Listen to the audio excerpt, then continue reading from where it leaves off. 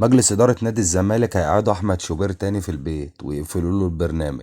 أحمد شوبير من ساعة ما راح قناة الأهلي ومحتوى البرنامج بتاعه كله عن نادي الزمالك. طبعا احنا عارفين ان دي طريقة أحمد شوبير عشان يلموا مشاهدات، وعارف ان الحاجات دي بيحبها جمهور الأهلي وبيب بيب وراه.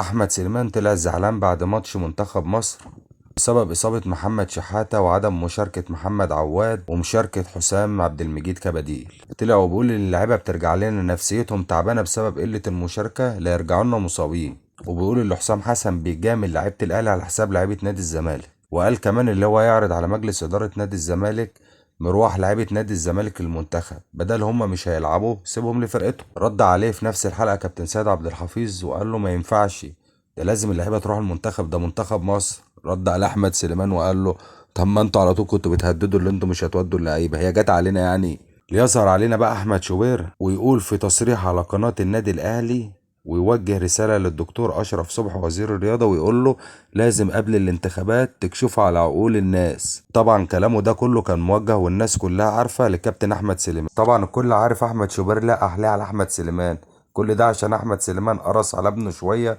في حوار اللي هو شارك بدل من محمد عواد وهو اساسا بديل في الاهلي، وجات معاه كده. بس هو انت نسيت يا كابتن احمد اللي كان مقعدك في البيت اخر مره كان نادي الزمالك، واللي قفل لك برنامجك كان نادي الزمالك لما قناه الاهلي لحقتك؟ ما هو اللي قعدك مره يعرف يقعدك اتنين وتلاته واربعه.